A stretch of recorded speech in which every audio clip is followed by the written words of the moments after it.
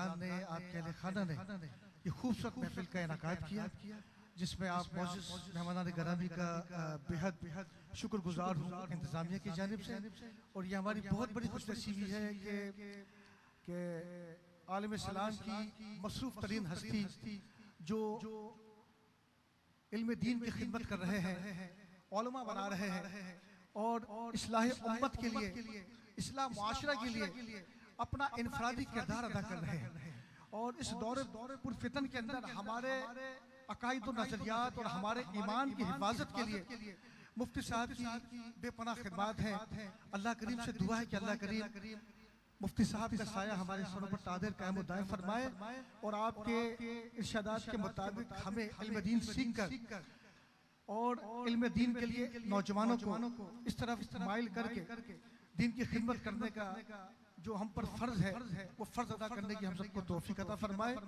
دعوت خطاب دے رہا ہوں ان تخیلات پر کہ مدحت اس کی کیوں نہ کرے وہ مدحت کا حقدار بھی ہے، مدحت اس کی کیوں نہ کرے وہ مدحت کا حقدار بھی ہے، ارے باد خدا جو اپنی حدوں میں مالک بھی مختار بھی ہے، باد خدا جو اپنی حدوں میں مالک بھی مختار بھی ہے، اور تبلیغ اسلام کی منزل آسان بھی دشوار بھی ہے، تبلیغ اسلام کی منزل آسان بھی دشوار بھی ہے، رحمت کا گہوارہ بھی اور طائف کا بازار بھی ہے، رحمت کا گہوارہ بھی اور طائف کا بازار بھی ہے، اور حکم شہ ابرار پہ چلیے خار بھی گل بن جائیں گے، حکم شہ ابرار پہ چلیے خار بھی گل بن جائیں گے، کہ دشت نہ سمجھو اس دنیا کو، اور یہ دنیا گلزار بھی ہے، دشت نہ سمجھو اس دنیا کو، یہ دنیا گلزار بھی ہے۔ انہی تخیلات پر ادب و احترام کے ساتھ دعوت خطاب دے رہا ہوں حضرت قبلہ مفتی محمد اکمل قادری مدنی زیدہ مجدہ۔ نعرہ تکبیر، نعرہ رسالت، نعرہ حیدری، نعرہ غوثیہ۔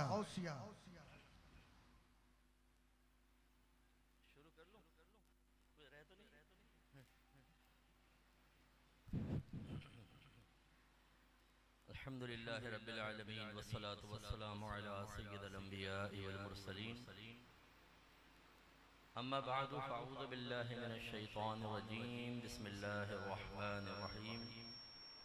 قال تبارک و تعالی فی القرآن المجید والفرقان الحمید، وَقَضَى رَبُّكَ أَلَّا تَعْبُدُوا إِلَّا إِيَّاهُ وَبِالْوَالِدَيْنِ إِحْسَانًا إِمَّا يَبْلُغَنَّ عِندَكَ الْكِبَرَ أَحَدُهُمَا أَوْ كِلَاهُمَا فَلَا تَقُل لَّهُمَا أُفٍّ وَلَا تَنْهَرْهُمَا وَقُل لَّهُمَا قَوْلًا كَرِيمًا۔ صدق اللہ العظیم وصدق رسولہ النبی الکریم۔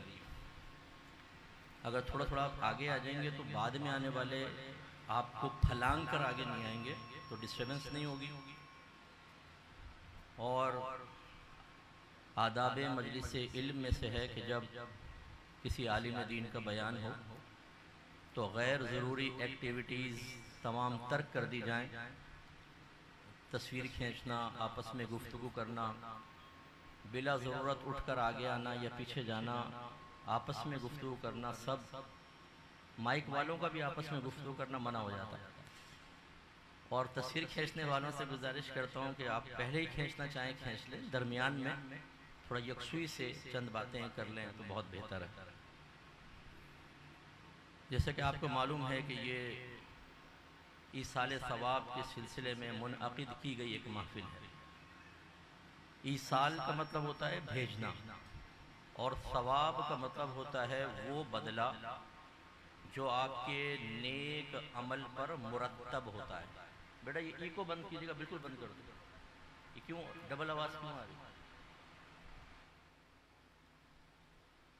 ثواب کسے کہتے ہیں؟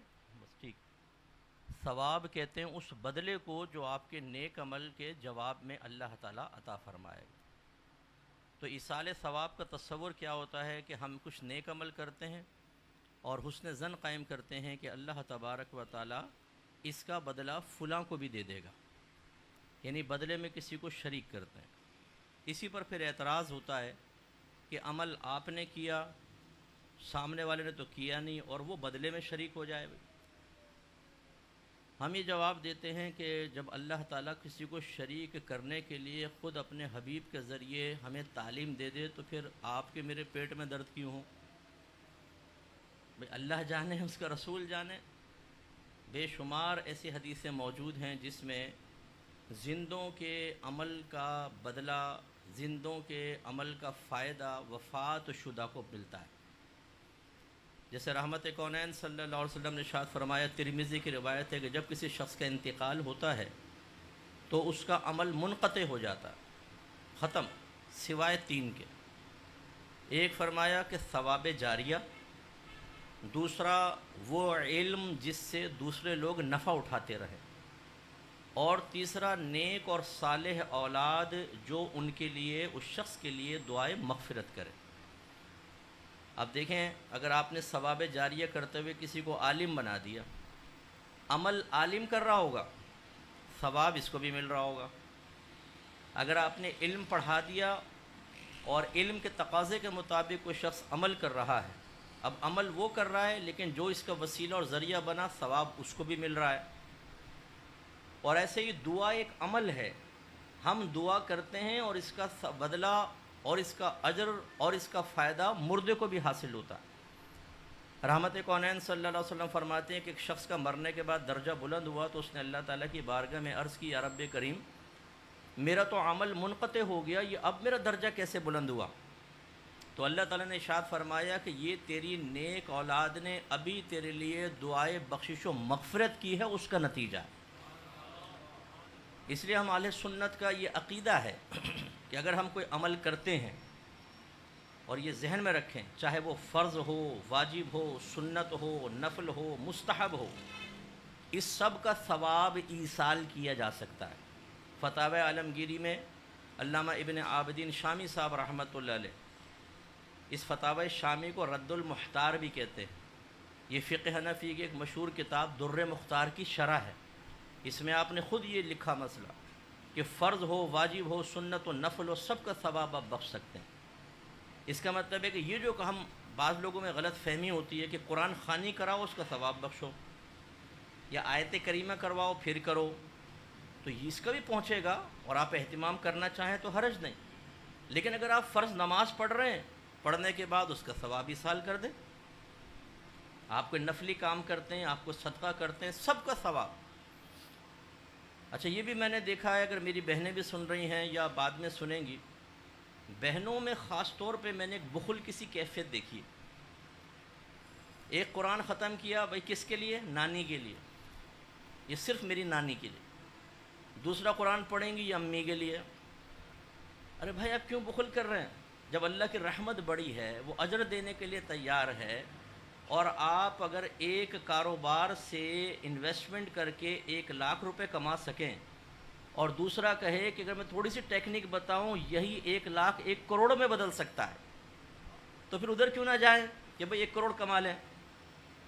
تو ہم کہتے ہیں اس کے لیے، حالانکہ اعلیٰ حضرت نے ارشاد فرمایا کہ اگر کوئی ایک قرآن پڑھ کر فرض کر لیں 10 مردوں کو بخشے گا تو سب کو پورا قرآن کا ثواب ملے گا۔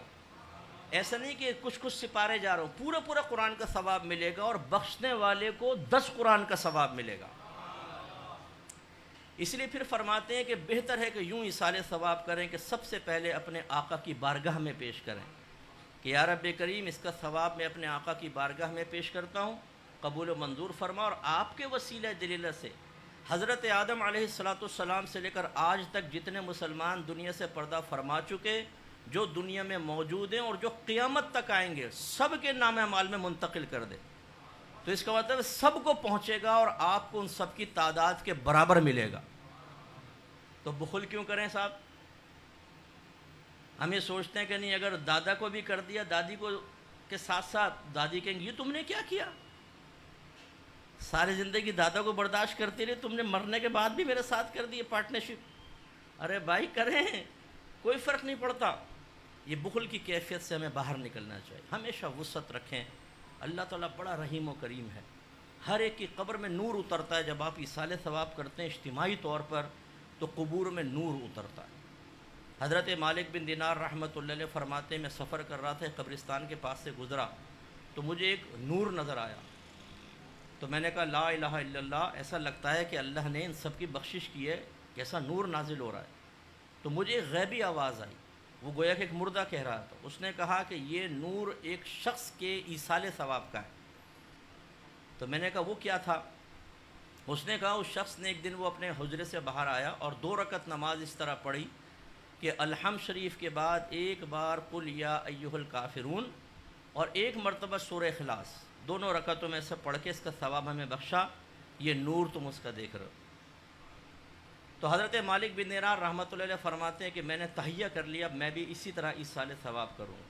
کچھ عرصے بعد کہتے ہیں مجھے خواب میں نبی کریم صلی اللہ علیہ وسلم کی زیارت ہوئی اور سرکار نے ارشاد فرمایا کہ اے مالک, جتنا تو نے میری امت کو ہدایہ بھیجے اس کے بدلے میں اللہ تبارک و تعالی نے تیری بخشش فرما دی.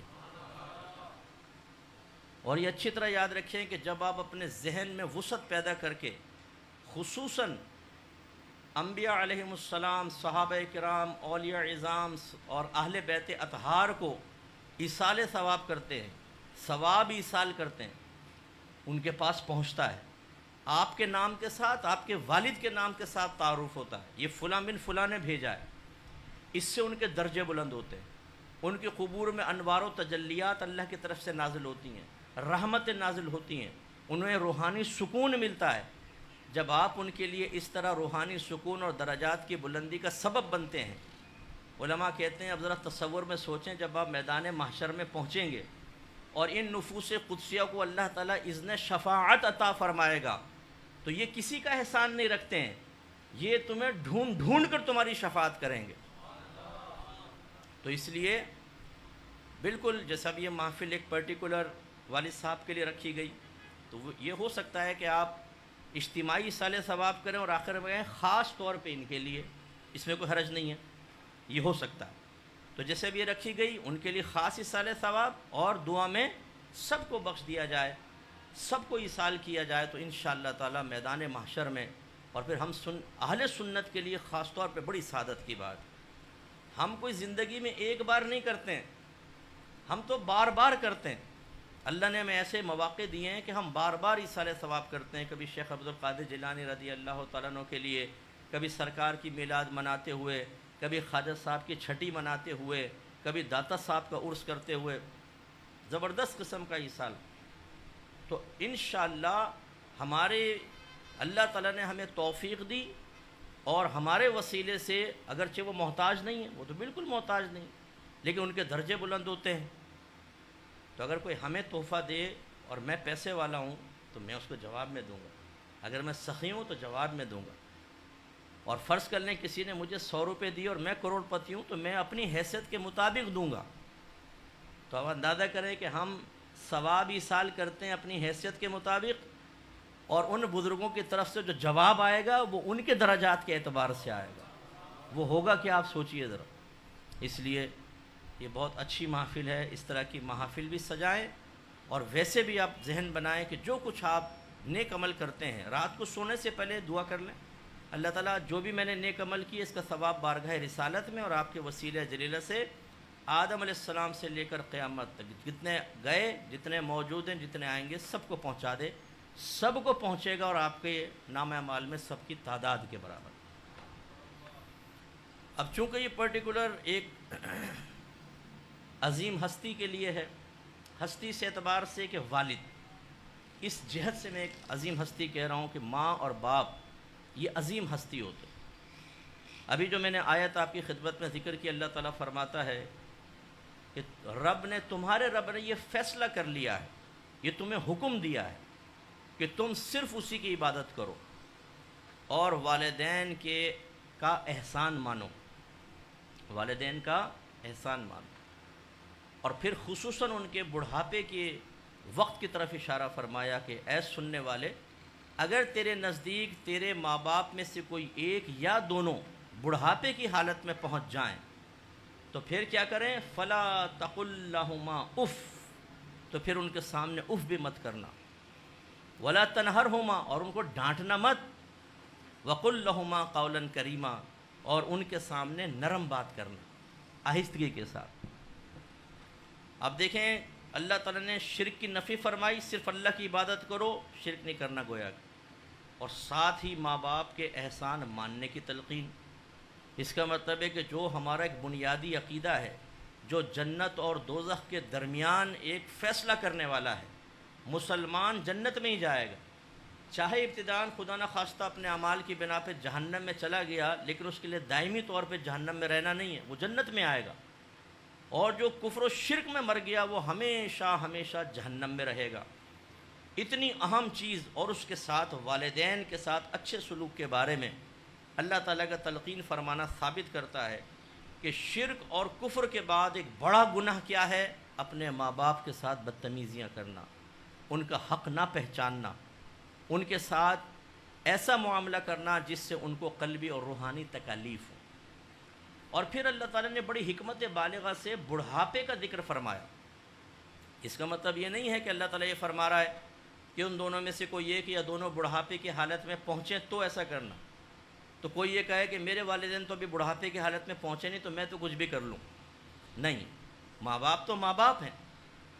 یہ بڑھاپے کی حالت کا خاص ذکر اس لیے کیا کہ جب والدین کمزور ہو جاتے ہیں اور نوجوانوں کو اپنے ڈولے شولے ذرا مضبوط سے نظر آتے ہیں، پہلے والد صاحب کا ہاتھ پڑتا تھا تو بچہ دور 2 فٹ دور جا کے گرتا تھا، اب والد اگر کبھی غصے میں ہاتھ مار دے تو خود والد صاحب اپنے ہاتھ دباتے رہتے ہیں آدھے گھنٹے تک، کیونکہ بچے جوان ہو کے مضبوط ہو چکے ہیں۔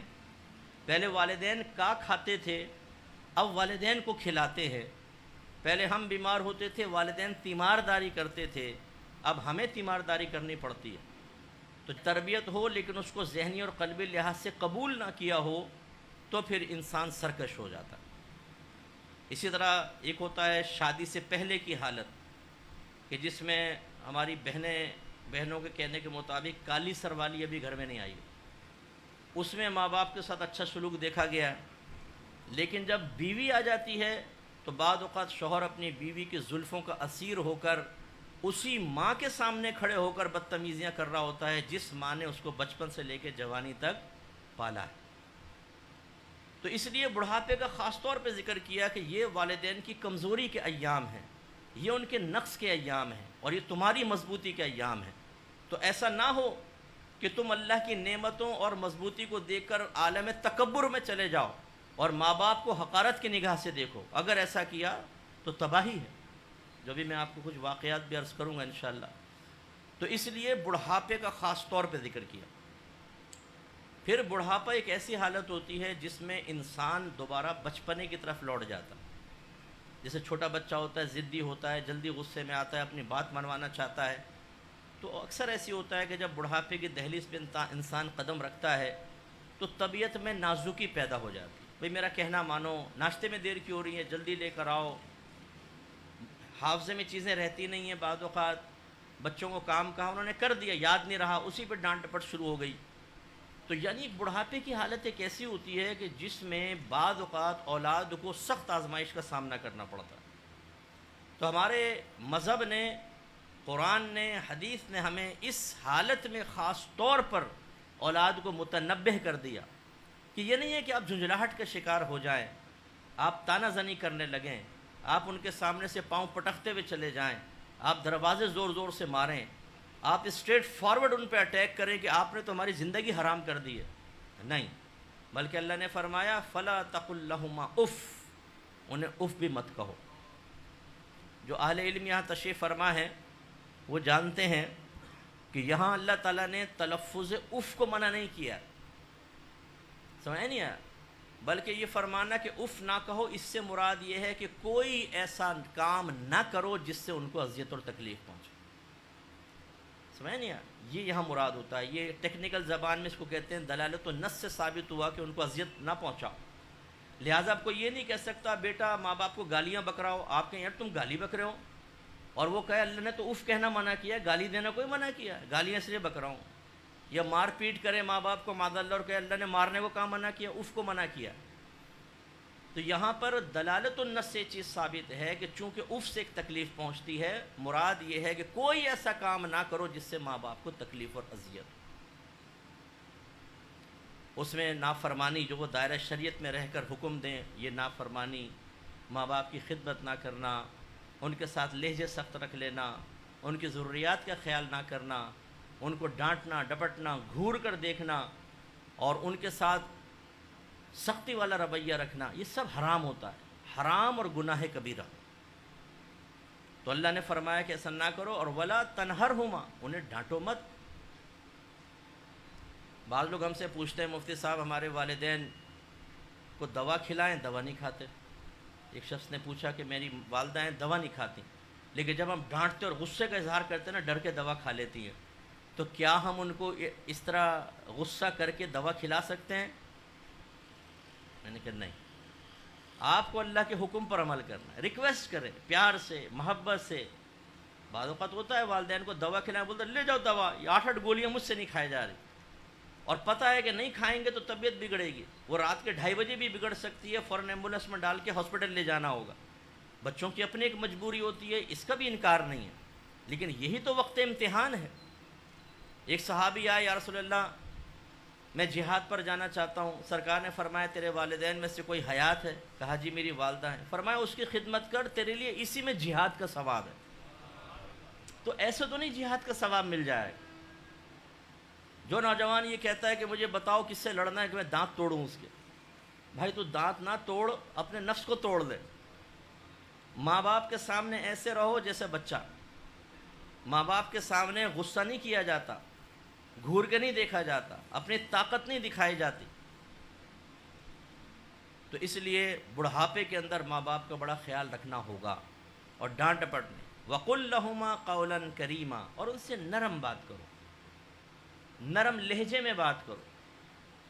خاص طور پہ اگر ہمارے ینگسٹرز جو بچے یہاں بیٹھے ہوئے ہیں اور بعد میں ہمیں سن رہے ہیں، بعض اوقات ماں باپ کہتے ہیں بیٹا یہ کام کر دو، اچھا نا لاؤ، یار جب آپ نے کام کرنا ہے تو یہ اچھا نہ کر کے یہ لہجہ سخت کیوں کیا تم نے؟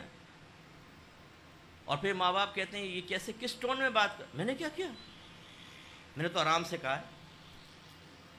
یہ آپ کو پتہ چلے گا اس وقت جب آپ کی اولاد اسی ٹون میں آپ سے گفتگو کر کے آپ کو آپ کی کمزوریوں کا احساس دلائے گی اور دل آزاری کرے گی نا، پھر انسان کو احساس ہوگا یہ میں نے کیا کیا تھا۔ کیونکہ مکافات عمل ہوتا ہے، جیسا اپنے ماں باپ کے ساتھ کریں گے آپ کے ساتھ ویسے ہی ہوگا۔ اس لیے نرم لہجے میں گفتگو کریں۔ اور ایک بڑی توجہ طلب بات ہے، ذرا غور کیجیے گا۔ اللہ تعالیٰ نے فرمایا ماں باپ میں سے دونوں یا ایک بڑھاپے کی حالت میں پہنچے تو اذیت مت پہنچاؤ، خاص طور پہ اس حالت میں۔ یہ فرمایا کہ وہ ماں باپ نمازی ہوں تو نہ پہنچاؤ، بے نمازی ہوں تو پہنچا دینا۔ ماں پردہ کرتی ہو تو نہ پہنچانا، بے پردہ ہو تو تم اذیت پہنچا سکتے ہو، نہیں۔ اس کا مطلب ہے ماں باپ چاہے نیک ہوں چاہے گناہگار، باعمل ہوں یا بے عمل، اللہ کا حکم یہی ہے کہ اپنے ماں باپ کے ساتھ آپ نے بدتمیزی نہیں کرنی۔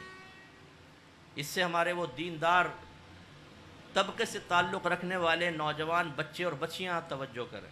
ماں نماز نہیں پڑھتی، والد نماز نہیں پڑھتے، انہیں کسی کی اچھی صحبت یا ماحول کی بنا پر نمازی ہو جاتے ہیں۔ مسجد سے تعلق ہو گیا، داڑھی بھی رکھ لی، بچی نے برقع پہن لیا، وہ ساری زندگی دیکھتی رہی کہ ماں نے کبھی برقع نہیں پہنا، وہ چچا کے سامنے اور اپنے دیوروں اور جیٹھ کے سامنے بے پردہ آ رہی ہے، کزنس کے سامنے بے پردہ آ رہی ہے ماں، وہ دیکھتی رہی کہ ماں ساری زندگی یہ گناہ کرتی رہی ہے۔ اب یہ جو دین سے وابستگی ہوتی ہے یہ بعض اوقات ایک تکبر پیدا کرتی ہے، اور اولاد یہ سمجھتی ہے کہ اب ہمارے ماں باپ اس قابل نہیں ہے کہ ہم ان کی تعظیم کریں، کیا ضرورت ہے؟ یا وہ طعنہ دے دیتے ہیں۔ اگر ماں کہتی ہے کہ بھائی تم میرا کہنا مانو، کیا یہی تمہیں دین سکھاتا ہے؟ تو جواب میں فوراً دین آپ کو یہ بھی سکھاتا ہے کہ آپ پردہ کریں، دین یہ بھی سکھاتا ہے نامحرم کے سامنے نہ آئیں۔ یہ اچھی طرح یاد رکھیں، ماں باپ کو اس انداز سے تبلیغ کرنا یہ بھی حرام ہے۔ میں یہ ضرور کہوں گا کہ اپنے ماں باپ کی کوتاہیاں غلطیوں پر نگاہ رکھیں، دو وجوہات کی بنا پر۔ ایک تو ان پہ نظر رکھیں گے تو آپ کو سمجھ میں آئے گا یہ غلط چیزیں نہیں ہونی چاہیے، تو آپ اپنی فیملی کے لیے یہ ذہن بنائیں کہ جب میں کبھی میری فیملی ہوگی، بیوی بچے ہوں گے، میں اس چیز کو نہیں کروں گا، یہ ذہن بنائیں۔ دوسرا، اگر اللہ نے آپ کو دینی شعور عطا فرمایا ہے اور والدین کو علم حاصل نہیں ہے، دینی شعور حاصل نہیں ہے، تو مجھے بتائیں ان کو جہنم سے کون بچائے گا؟ اگر آپ ان کو حال پر چھوڑ دیں تو؟ میری والدہ اللہ ان کو جنت الفردوس میں جگہ عطا فرمائے، ہماری والدہ جلالی خاتون تھی اور وہ برداشت نہیں کرتی تھیں کوئی بھی غلط چیز، گھر میں گندگی ہے وہ ہمیں سنا دیا کرتی تھی۔ تو جب بڑے بھائی کی شادی ہونے لگی تو والدہ مجھ سے بڑی قریب تھی، تو مجھ سے پوچھا کہ سچ سچ بتا ایک بات۔ میں نے کہا امی پوچھیں، میں کیسی ساس بنوں گی؟ تو میں نے کہا امی اگر آپ جلال کو قابو میں رکھیں گی تو بہت اچھی ساس ہوگی۔ مذاق میں نا ہنستے ہنستے۔ تو میری امی بہت مجھ سے محبت کرتی تھیں اور کئی چیزوں میں مشورہ کرتی تھی، دیکھنا میں یہ کر رہی ہوں ٹھیک ہے کہ نہیں ہے، اور کبھی ایسا نہیں ہوا کہ چونکہ یہ میری ماں ہے اور سامنے کوئی دوسرا علیحدہ ہے تو میں اپنی ماں کی غلط چیز میں بھی یس کروں، فوراً بتا دیا کرتے تھے امی ایسا نہیں، ایسا کر لیں، یہاں پر یہ صحیح نہیں ہوا، لیکن دائرہ ادب میں رہ کر۔ نیت کیا ہوتی تھی؟ میں نہیں چاہتا تھا کہ میری والدہ بروز قیامت کسی کے سامنے ایک ظالمہ کی حیثیت سے کھڑی ہو، خوف کی حالت میں ہو، رنگ فق ہو، ہاتھ پاؤں کانپ رہے ہوں، اور سامنے والا بے دردی سے میری والدہ کے نام مال سے نیکیاں نکال کر جنت میں چلا جائے اور میری والدہ کے لیے آزمائش بن جائے۔ تو میرا یہ فرض ہے کہ میں اپنے ماں باپ کو اگر وہ کوئی کوتاہی میں مبتلا ہیں نادانستہ طور پر، تو میں ان کو سیدھے راستے کی طرف لاؤں، میں ان کو پروٹیکشن فراہم کروں۔ ماں باپ ہونے کا مطلب یہ نہیں ہے کہ آپ کہیں جو کر رہے ہیں کرنے دو، چلو چھوڑ دیتے ہیں۔ آپ اگر نیک ہیں، آپ پرہیزگار ہیں، آپ صاحب علم ہیں، تو آپ کو تو جیسے عوام کو آپ جنت کا راستہ دکھا رہے ہیں، تو آپ کے ماں باپ تو زیادہ حقدار ہیں کہ ان کو جہنم سے بچا کے جنت کی طرف لے کر آئے۔ اس لیے یہ چیز ذہن میں رکھیے گا، ماں باپ اگر فاسق و فاجر بھی ہوں تب بھی ان کے ساتھ بہتر سلوک کرنا۔ ایک صحابیہ نے پوچھا، یا رسول اللہ میری والدہ مشرکہ ہیں، اگر وہ مجھ سے ملنے آئے تو میں کیسا رویہ اختیار کروں؟ فرمایا ان کے ساتھ اچھا رویہ اختیار کرو۔ یعنی مشرکہ ماں کے ساتھ بھی سرکار نے فرمایا اچھا رویہ اختیار کرو، کہ جب ایسے کرو گے تو مذہب اسلام کی محبت دل میں پیدا ہوگی اور وہ بھی اسلام کی طرف مائل ہو جائے گی۔ اور اس کے برعکس اگر کسی زوم میں ہم نے سمجھا کہ ہم تو نمازی ہیں، ہم تو حاجی ہیں، ہم تو عمرہ کرنے والے ہیں، میں عالم ہوں، میں مفتی ہوں، میں حافظ ہوں، میں قاری ہوں، اور میرے ماں باپ تو کچھ بھی نہیں، تو بھائی جتنے بھی مناصب آپ کو حاصل ہو جائیں، ماں باپ کا مقام و مرتبہ اللہ تعالیٰ نے مخصوص کیا ہوا ہے، اور اللہ جانتا ہے قیامت تک بہت سارے ماں باپ فاسق ہوں گے، فاجر ہوں گے، گناہ کبیرہ کرنے والے ہوں گے، اس کے باوجود اولاد کو مکلف بنایا۔ کیسے ہی تمہارے والدین، فلا تقل لہما اف ولا تنہرہما، خبردار جو ان کے سامنے کوئی اذیت والی بات کہی، نرمی سے بات کرو، ان کو ڈانٹو مت۔ نبی کریم صلی اللہ علیہ وسلم نے ارشاد فرمایا، بخاری کی روایت غور سے سنیے گا، آپ نے ارشاد فرمایا بنی اسرائیل میں ایک جریج نامی عابد تھا۔ تو پہلے دور میں جب بنی اسرائیل ہوتے تھے نا، ان کے عابد سب سے کنارہ کشی اختیار کر کے اپنا ایک عبادت خانہ بنا کے اس میں عبادت کرتے تھے مخلوق سے ہٹ کر، جس کو رہبانیت کہتے ہیں۔ ہمارے مذہب میں منع ہے، سرکار نے فرمایا میری امت کی رہبانیت اعتکاف میں، بس سال میں ایک دفعہ سب سے کٹ کے اعتکاف میں چلے جاؤ۔ اب تو وہاں بھی رہبانیت ختم ہو گئی، وہاں پہ بھی سارے دوست بیٹھے ہوئے ہنسی مذاق ٹھٹا چل رہا ہوتا ہے، لیکن بس اس سے زیادہ نہیں۔ تو وہ عبادت خانے میں اپنی عبادت کرتا تھا، اور بڑا متقی پرہیزگار، اور اس کی عبادت کا چرچا تھا۔ ایک دفعہ وہ نماز پڑھ رہا تھا تو اس کی بوڑھی والدہ باہر آئی، آواز دی، اے جریج، اے جریج۔ سرکار فرماتے ہیں جریج نماز میں تذبذب کے عالم میں آ گیا کہ میں رب کی اطاعت میں مشغول رہوں یا توڑ کر ماں کو جواب دوں۔ فیصلہ یہ اس کے دل نے کیا کہ میں نماز جاری رکھتا ہوں، پھر جواب دے لوں گا۔ نماز ختم کی، ماں جا چکی تھی۔ پھر ایک دفعہ ایسے ہی ہوا، ماں آئی اور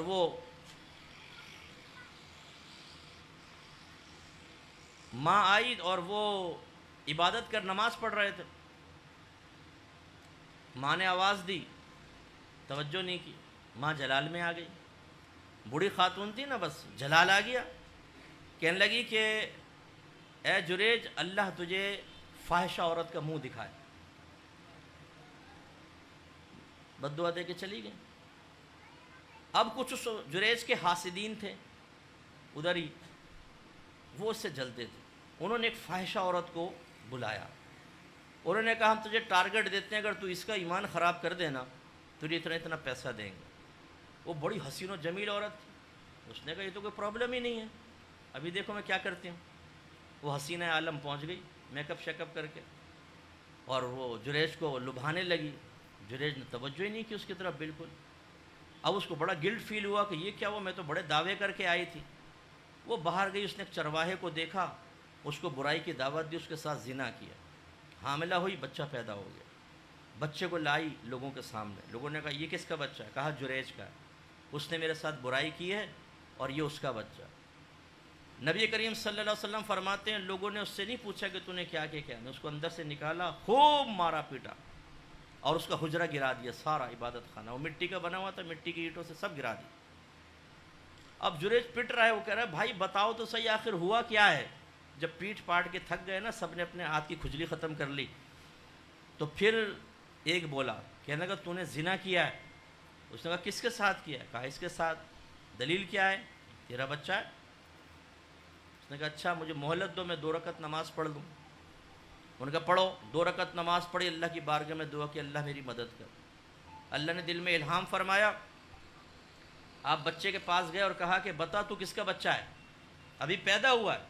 اور وہ بولنے لگا، اس نے کہا میں فلاں چرواہے کا بچہ ہوں، میری ماں نے اس کے ساتھ جا کے زنا کیا۔ سید عالم صلی اللہ علیہ وسلم فرماتے ہیں کہ جیسی لوگوں نے یہ سنا تو اس کو چومنے لگے، بوسہ دینے لگے، اور جریج کے جسم پہ ہاتھ پھیر کے اپنے اوپر مسح کرنے لگے برکت کے لیے، اور کہنے لگے اگر آپ اجازت دیں تو آپ کا حجرہ سونے کا نہ بنا دیں۔ انہوں نے کہا بھائی مٹی کا ہی بنا دو بس۔ اب آپ اس پہ غور کریں، اس واقعے سے نتیجہ کیا نکلا؟ جریج نے اپنی ماں کی نافرمانی کا قصد و ارادہ نہیں کیا تھا، وہ نماز پڑھ رہا تھا، اللہ کی عبادت میں تھا، لیکن وہ یہ فیصلہ نہ کر سکا کہ اس وقت مجھے اللہ کے حق کی رعایت کرنی ہے یا ایک مخلوق کے حق کی رعایت کرنی ہے۔ میرے آقا فرماتے ہیں اگر وہ علم رکھتا تو نماز توڑ کے اپنی ماں کو جواب دیتا، کیونکہ اللہ بے نیاز ہے، اس کے حق میں کوتاہی ہو جائے اللہ کا کوئی نقصان نہیں، لیکن بندے کے حق میں کوتاہی ہو، بندہ مجبور ہوتا ہے، کمزور ہوتا ہے، اس کے حق کی رعایت ہوتی، تو اس کو نماز توڑ دینی چاہیے۔ لیکن آپ دیکھیں کہ قصور اس کا نہیں تھا، اس نے تو اللہ کی اطاعت میں مشغول رہتے ہوئے ماں کو جواب نہیں دیا، نافرمانی نہیں، بدتمیزی کا ارادہ نہیں، لیکن ماں کی طاقت دیکھیں کہ ایک عبادت گزار جو معروف ہے، جب ماں کی زبان سے الفاظ نکل گئے اللہ تعالیٰ نے اس کے ساتھ ویسے ہی معاملہ کر دیا۔ اس لیے ماں باپ کی طاقت کو پہچانیں، اور ضمناً اس میں چند باتیں نکلتی ہیں وہ بھی میں ڈسکس کر لیتے ہیں۔ پہلی چیز یہ کہ عورت نے آ کر، پہلی بات یہ کہ حاسدین، نبی کریم صلی اللہ علیہ وسلم فرماتے ہیں کلو ذی نعمت محسود، ہر نعمت والا حسد کیا جاتا ہے، یعنی اللہ تبارک و تعالیٰ نے جس کو نعمت دی ہے لوگ اس سے حسد کرتے ہیں۔ حسد کیا ہوتی ہے؟ کہ اس سے نعمت چھین کر ہمیں مل جائے، یہ حسد ہے۔ اس بچے کو بٹھائے گا کوئی؟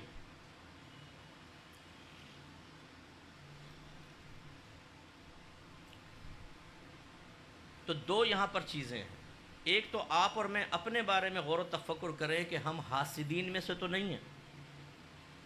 کسی کے پاس دولت، کسی کے پاس گاڑی، کسی کے پاس ذہانت، کوئی خوبصورت ہوتا ہے، کوئی اعلیٰ خاندان سے تعلق رکھتا ہے، ہمیں بعض اوقات اس سے جیلسی پیدا ہو جاتی ہے، اور ہمارے دل میں تمنا ہوتی ہے اللہ تعالیٰ اس سے چھن کر مجھے مل جائے، اور یہ بلا عورتوں کے اندر بہت زیادہ ہے، اور اس میں سب سے بڑے قصوروار کون ہوتے ہیں؟ گھر کے سرپرست۔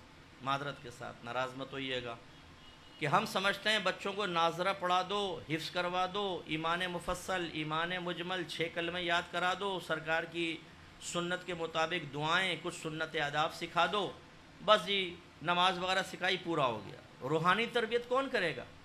باطنی گناہوں کی معرفت کون دے گا؟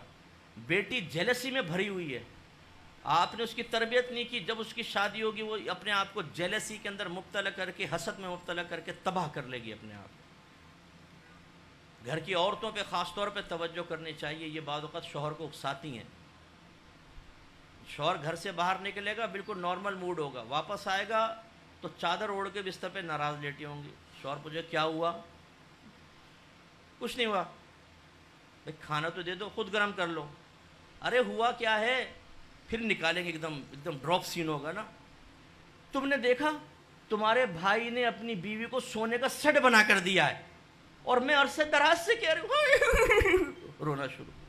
ارے بھائی وہ بیچارہ آدم کا بیٹا تھکا ہارا گھر آیا, چائے کو پوچھو, کھانے کو پوچھو, پہلے سونے کا سیٹ آ گیا. تو یہ بیویاں پھر شوہروں کو مجبور کرتی ہیں حرام کماؤ, تم حلال میں تو میری ڈیمانڈ پوری نہیں کر سکتے, ادھر لگا دیتی ہیں. یہ کیا ہے؟ جیلسی, مقابلہ بازی. یہ بہت خطرناک چیز ہے. تو ایک تو اپنے اندر تلاش کریں آپ کسی سے جیلس تو نہیں ہیں. دوسرا, اگر اللہ نے آپ کو کوئی نعمت دی ہے تو ہر ایک کو اپنی نعمت کے بارے میں نہ بتا.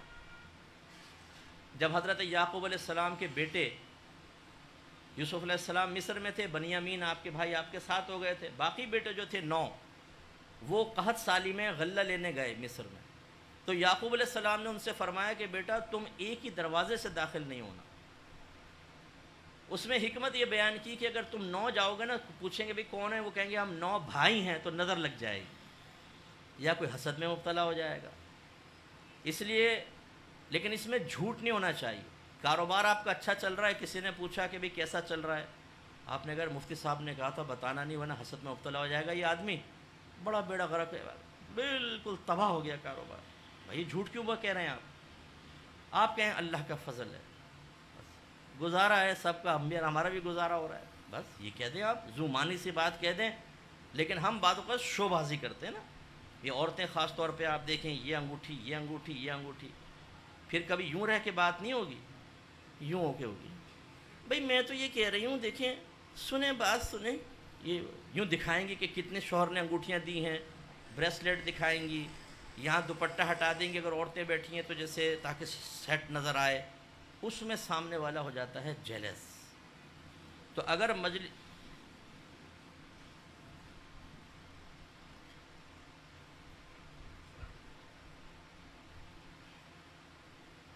آپ ادھر آ جائیں گے, یہ کیمرہ لگا ہوا ہے, اجازت ہے شروع کر لوں؟ جزاک. تو اگر وہ پبلک ایسی ہے جس میں کچھ لوگ جیلس ہیں تو یہ نہیں کریں. اللہ تعالیٰ نے دیکھا نا سورہ فلق میں کیا ارشاد فرمایا, پناہ مانگنے کا, اور آخر میں کیا فرمایا, حاسد سے پناہ مانگو جب وہ حسد کرے.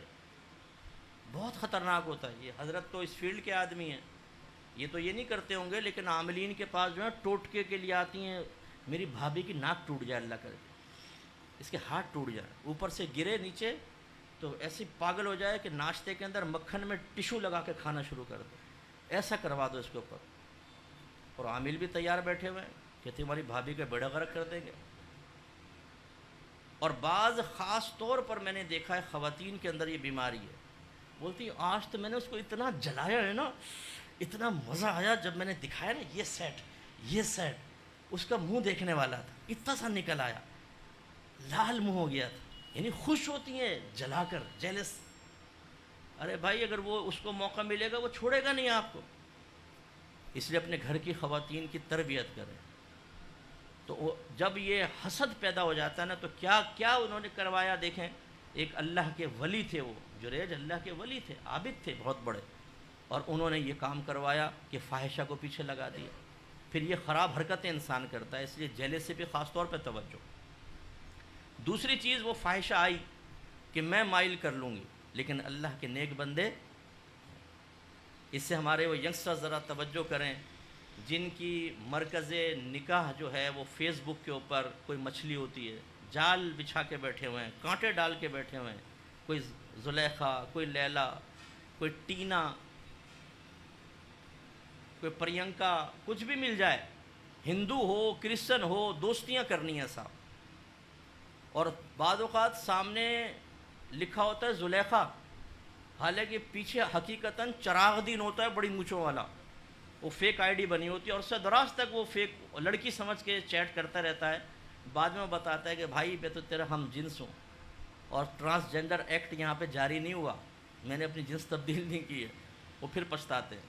وہ بلیک میلر بھی ہوتے ہیں بعض اوقات, وہ آپ سے تصویریں نکلواتے ہیں, آپ سے ناجائز چیزیں کروا لیتے ہیں, غلط قسم کی چیٹ, وہ سب سیف ہو جاتی ہے, بعد میں آپ کو بلیک میل کریں گے. تو یہ ہمارے ہاں کیا ہوتا ہے کہ بعض اتنے ترسے ہوئے ٹھرکی ہوتے ہیں کہ وہ یہ نہیں دیکھتے کہ وہ برقعے والی ہے بغیر برقعے والی، رنگ کیسا ہے کیسا نہیں، پڑھ لکھے، وہ کہتے ہیں یار کوئی تو ملے۔ اور معذرت کے ساتھ بعض تو شادی شدہ ہونے کے باوجود اس ٹرک کے اندر مبتلا ہوتا ہے، انہیں آپ دیکھیں گے برقعے والی بھی جاری ہوگی تو یوں دیکھیں گے پورے۔ خیر آپ کو تو حسن ظن قائم کرنا چاہیے کہ وہ اپنی بہن کو اپنے نگاہوں کے حصار میں گھر تک چھوڑ کر آ رہا ہے تاکہ کسی غیر کی نگاہ نہ پڑے، حسن ظن قائم کر لیں۔ اسی طرح اسکوٹر چلا رہے ہوں گے نا، میں نے کتنا دیکھا ہے کیونکہ مشاہدہ کرتا رہتا ہوں روڈ پہ نا، اسکوٹر چلا رہے ہیں اور ساتھ میں جو کوئی جاری ہے اس کو دیکھنا، بھائی تو آگے دیکھ۔ پھر وہ بعض اوقات بیوی پیچھے بیٹھی ہوتی نا، وہ اس نے بھی ناخن بڑھائے ہوتے ہیں 2 انگلیوں کے، خاص طور پہ ننجا بنی ہوتی ہے، وہ مارتی یہیں پر ایک دم گردے کے نیچے۔ کیا کر رہے ہو؟ نہیں کچھ نہیں کر رہا، پھر ختم نہیں ہوتی۔ ہماری حالت یہ ہے کہ کوئی مل جائے تو 2 منٹ میں ایمان ہمارا ڈاماڈول ہو جائے۔ لڑکی اگر مسکرا کر دیکھ لے تو نوجوان کے بھائی کا کمال کام کر گیا شاید۔ ارے بھائی خدا کا خوف کرے، ادھر دیکھیں آپ۔ میرے آقا صلی اللہ علیہ وسلم نے فرمایا کہ 7 قسم کے افراد ایسے ہوں گے جن کو میدان معاشر میں اللہ تعالیٰ عرش کا اس وقت سایہ عطا فرمائے گا، الفاظ تو یہ ہیں اللہ تعالیٰ اپنا سایہ عطا فرمائے گا کہ جہاں کہیں سایہ نہیں ہوگا، لیکن مراد عرش کا سایہ ہے۔ اس میں فرمایا ایک وہ شخص کہ ایک خوبصورت اور حسین و جمیل مالدار عورت اپنے آپ کو اس کے اوپر پیش کرے برائی کے لیے اور وہ کہے کہ نہیں میں اللہ سے ڈرتا ہوں۔ کمال تو یہ ہے۔ ایک دیندار نوجوان تھا، اس نے کہا مفتی صاحب میں فیس بک پر ہوتا ہوں، کچھ بہنیں مجھ سے کہتی ہیں آپ ہمیں قرآن و حدیث بھیجیں، تو کیا میں بہنوں کو قرآن و حدیث بھیج سکتا ہوں، کوئی آیات کچھ حدیثیں؟ میں نے کہا بھائی بہنوں کی خدمت کے بجائے میں تجھے بھائی دے دیتا ہوں، سینکڑوں ان کی خدمت کر لے۔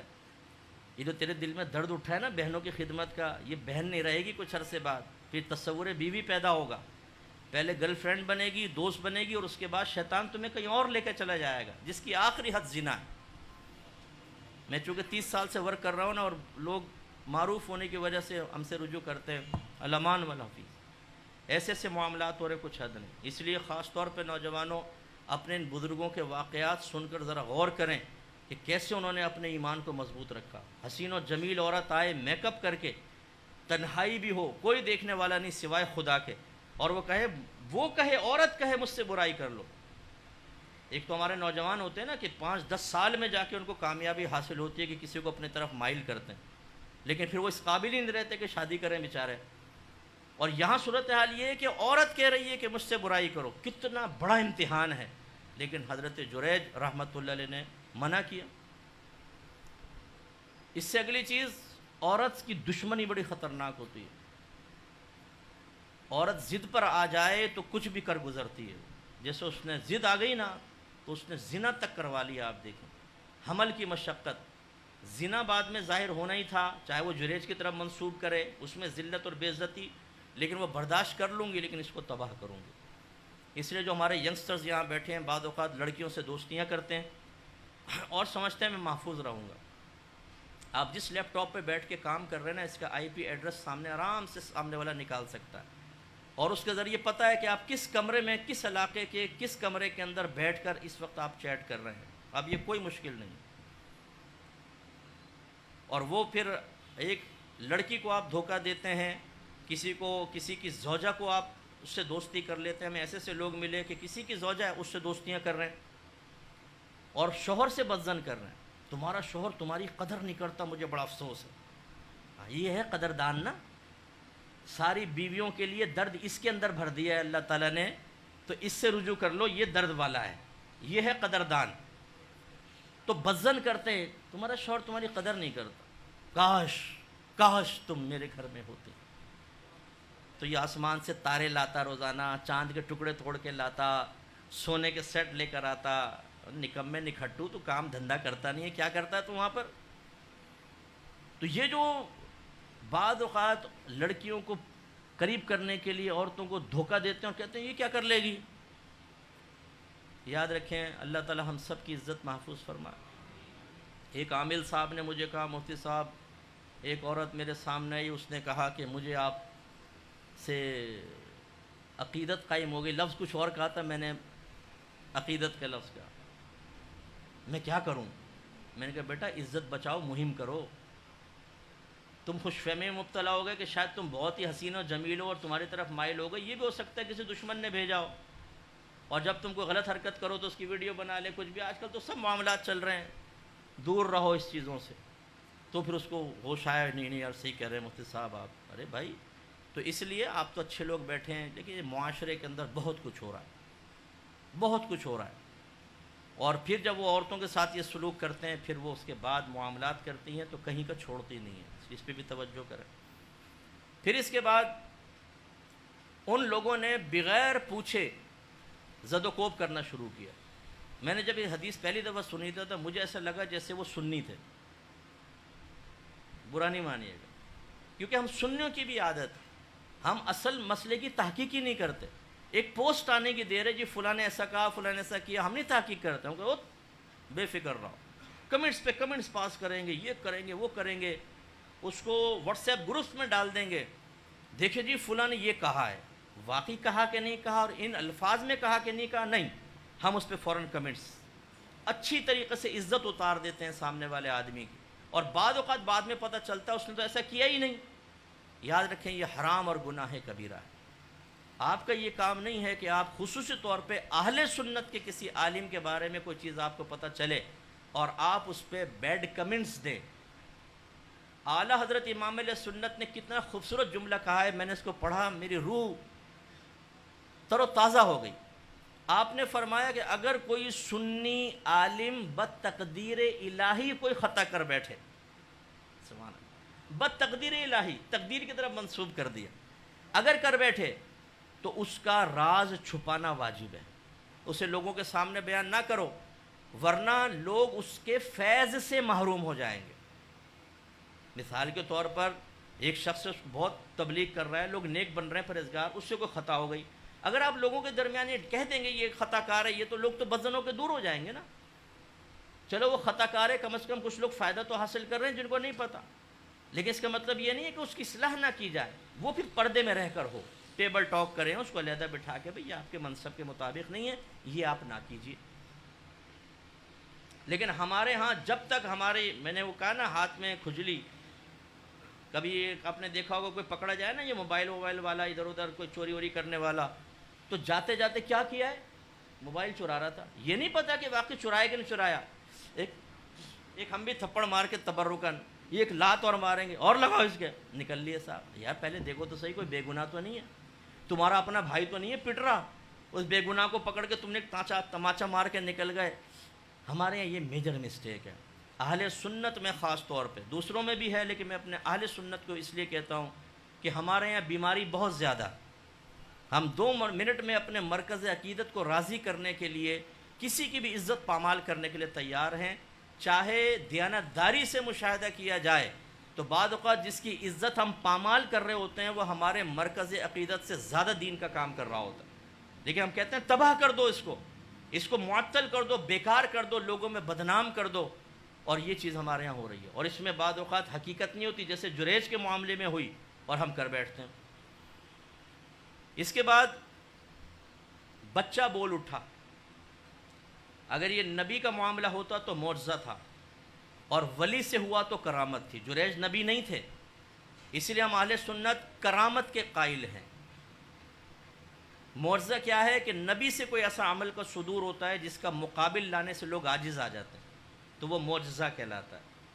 یا خارق عادت کہتے ہیں, عادت کو پھاڑ دینے والا, عادت سے ہٹ کر, جیسے سرکار نے اپنی انگلیوں سے پانی کے چشمے جاری کیے, کوئی کر کے بتائے. چاند کے 2 ٹکڑے کر دیے, کوئی کر کے بتائے, یہ معجزہ. اور اگر یہ غیر نبی سے ہو لیکن موحد ہے, نبی کا کلمہ پڑھنے والا ہے, تو اس کو کرامت کا نام دیا. علماء نے غور کیا کہ اس کو کیا کہیں, معجزہ. معجزہ تو نبی کے لیے ہوتا ہے, اور ہے انہی کی مثل کہ ویسے ہی خلاف عادت کام, تو کوئی نام تو رکھنا تھا, اس کا نام رکھا کرامت. اور یہ کرامت ہے جو بخاری کی صحیح حدیث سے ثابت ہے. بعض لوگ اولیاء کرام کی کرامت کے منکر آپ کو نظر آئیں گے, ان کو یہ حدیث دکھائی ہے بخاری, اور ان سے پوچھیں بتاؤ یہ معجزہ تھا, اگر کہیں یس, کافر ہو جائیں گے کہ غیر نبی کو نبی بنا دیا. اور اگر کہیں نہیں معجزہ تو نہیں تھا, تو پھر اب تم بتاؤ اس کا کیا نام رکھو گے, کچھ نہ کچھ تو ہے یہ. تو ہمارے اکابرین نے اس کا نام رکھا ہے کرامت. نبی کریم صلی اللہ علیہ وسلم فرماتے ہیں کہ بچپن کی حالت میں 3 ہی بچوں نے کلام کیا. ایک عیسیٰ علیہ السلام نے کیا, ایک یوسف علیہ السلام نے اپنی پاکیزگی ظاہر کرنے کے لیے ایک بچے کی گواہی, تیسرا یہ جریج کے اس بچے نے.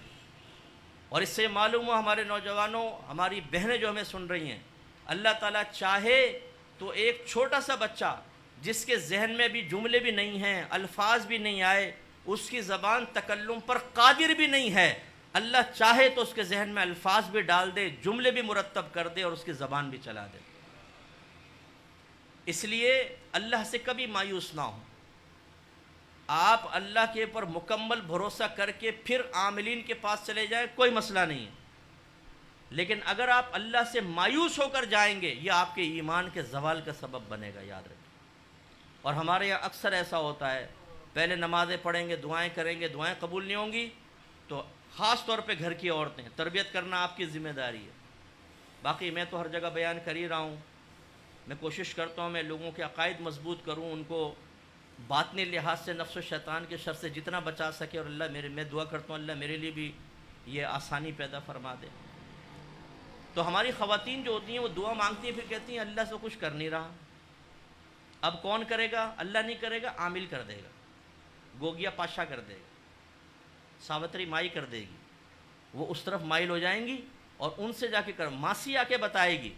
اب وہ عالمہ ہے, وہ وقت کی امام اعظم کی شاگردہ ہے, وہ کہے گی ارے باجی کیوں پریشان ہو, میں نہ بتاؤں تمہیں ایک عامل کے بارے میں؟ کون سا؟ جفی والی سرکار ہے. جفی والی سرکار؟ ہاں, وہ عورتوں کو جفیاں دیتے ہیں. یہی ہے نا ہمارا, کوئی الائچی والی سرکار, کوئی جفی والی, کوئی کتے والی, کوئی بلی والی, کوئی تھوک والی سرکار, کوئی سگریٹ والی سرکار, کوئی الٹے لٹکنے والی سرکار. وہ ایک سرکار ہے الٹے لٹکنے والی, وہ الٹے لٹکے رہتے تھے, صاحب فوت ہو گئے, مزار بنا دیا ان کا. اب اگر آپ نے علاج کرنا ہے تو وہ ان کے مریدین پکڑ کے ہاتھ پاؤں باندھ کے الٹا لٹکا دیتے ہیں 4 گھنٹے کے لیے. ایک سگریٹ والی سرکار ہے, وہ سگریٹ والی سرکار سٹے لگا لگا کے قبر میں پہنچ گئی, مزار بنا دیا اس کا. اب وہاں سگریٹیں رکھی ہوئی ہیں, اگر آپ کو کینسر ہے 10 سگریٹ پئیں, کینسر ختم.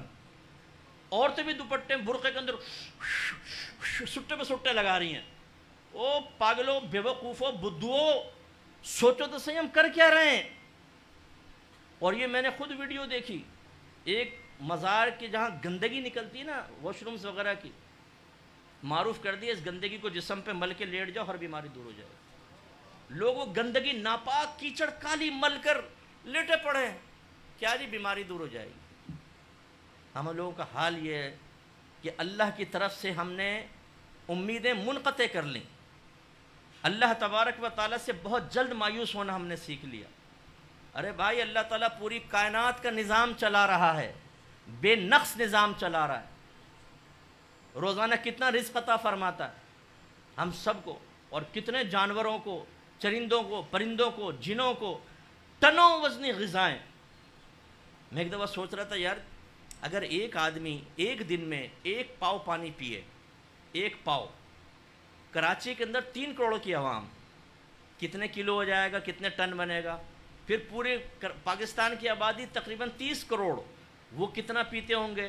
پھر پوری دنیا میں نکل جائیں, اللہ تعالیٰ پوری دنیا کو لاکھوں کروڑوں ٹن پانی, میٹھا پانی روزانہ دے رہا ہے. انتظام تو وہی کر رہا ہے نا. لیکن وہ ہماری بیٹی کی شادی نہیں کر سکتا, وہ بیٹے کو نوکری نہیں دلوا سکتا, وہ شوہر کو راہ راست پہ نہیں لا سکتا. وہ کون لائے گا؟ عامل بابا, کالے ڈنڈے والے سرکار. داڑھی صاف ہے, زلفیں کندھوں سے نیچے لٹکی ہوئی ہیں, مالائیں ہیں, انگوٹھیاں چڑھائی ہوئی ہیں, نمازیں پڑھتا نہیں ہے, کلمہ یاد نہیں ہے, اور حق بچہ تم کچھ پریشان لگتا ہے. او بابا پریشان, ادھر آ, یہ ڈنڈا مارا, لا بابا کو کچھ دے, بابا دعا کرے گا. لیا, بابا تکا کھا رہا ہے, بچہ پھنسا ہوا ہے. یہ کیوں نہیں پوچھتے کہ بابا تو جو مانگتا پھر رہا ہے, ایک ڈنڈا اپنے کیوں نہیں مار لیتا؟ ایسے بابا جو اس طرح کے دعوے کرتے ہیں ان کے بارے میں کہہ رہا ہوں, اچھے عاملین کے بارے میں نہیں, جو یہ کہتے ہیں کہ ٹھیک ہے ہم علاج کرتے ہیں. ضنی چیز ہے, اللہ تعالیٰ شفا دینے والا ہے, ہم ایک وسیلہ ہیں, ہم کوئی دعویٰ نہیں کرتے. ان کو آپ نہ آزمائیں جو بڑے بڑے دعوے کرنے والے ہیں. لاؤ کسی کو, ہم کریں گے. محبوب آپ کے قدموں میں, ہر کام چٹکی بجاتے ہوگا. اگر آپ میں طاقت ہے پکڑ کے لے جائیں اس کو ICU وارڈ میں, اور بول اگر یہ 1 ہفتے کے اندر سارے مریض باہر نہیں نکلے نا صحت یاب ہو گئے تجھے مار دیں گے جان سے، کرے نا؟ اس سے بولے یار امریکہ پہ ایک جادو کر دے، IMF کے اوپر کر دے، قرضہ مل جائے ہمیں، کیوں نہیں کرتے؟ ان کے ہاتھ میں کیا ہے؟ ایک انڈیا کی بچی تھی، یہ صرف میں آپ کا عقیدہ مضبوط کرنے کے لیے کر رہا ہوں، اچھے عاملین کو بالکل نہیں آزمانا آپ نے، ٹھیک ہے؟ وہ اچھے ہیں جو بعمل ہیں، جو روحانی علاج کرتے ہیں۔ یہ جو شیطانی ہے نا، شیطان جو یہ ثابت کرتے ہیں کہ معاذ اللہ نظام قدرت ہمارے ہاتھ میں آ گیا، ان کے لیے میں آپ کو کہہ رہا ہوں۔ اس بچی نے مجھے کہا کہ مفتی صاحب میرے والد صاحب کسی کے پاس چلے گا، اس نے کہا تمہاری بیوی نے تم پہ جادو کرایا، میرے والد صاحب طلاق دینے پر آ گئے۔ میں نے کہا اپنے والد صاحب سے کہو اس کے پاس جائیں اور 2 اپنے مردے، ایک مرد ایک عورت کا ذکر کریں اور کہیں بتائیں ان کی شادی کیسے رہے گی۔ تیر میرا نشانے پہ لگا، وہ باپ گیا، اس نے مردہ کا ذکر کیا، عامل صاحب نے اپنے وہ جائچے بنا کہا بہترین رہے گی فوراً کر دیں۔ اس نے کہا وہ شادی نہیں ہو سکتی، دونوں مرے ہوئے ہیں۔ تو یقین آیا کہ بھائی یہ فراڈ ہے، یہ بڑے بڑے دعوے غلط ہیں، لیکن اگر وہ اچھے عامل کے پاس جاتے، اگر وہ حساب کتاب کرتا اور وہ بھی یہ کہتا کہ چلیں کر لیں، تو وہ یہ دعویٰ کوئی کر رہا ہے کہ میں سب جانتا اور میں کر دوں گا، مسٹیک ہو سکتی ہے، اس کے اوپر الزام نہیں ہے۔ ایسے ہی اگر وہ کہتے ہیں بچہ تم پر کسی نے جادو، چلو بچے پہ نہیں، یہ عورتیں جاتی ہیں نا جب خاص طور پر، بتائیں کیا ہے، شوہر قابو میں نہیں آ رہا، پہلے تو سب میری بات مانتا تھا، اب اکھڑے اکھڑے رہنے لگ گئے، وہ حساب کتاب کر کے جادو۔ اور یہ بھی یاد رکھیں عورتیں اس کے علاوہ کچھ سننا نہیں چاہتی۔ میری حالانکہ فیلڈ نہیں ہے، لیکن کبھی کبھار کوئی ایسے بزرگوں کی برکت سے ہمیں بھی تھوڑا بہت حاصل ہے، تو وہ عورتیں کبھی مجھ سے پوچھ لیتی ہیں، میں چیک کر کے کہتا ہوں کچھ بھی نہیں ہے۔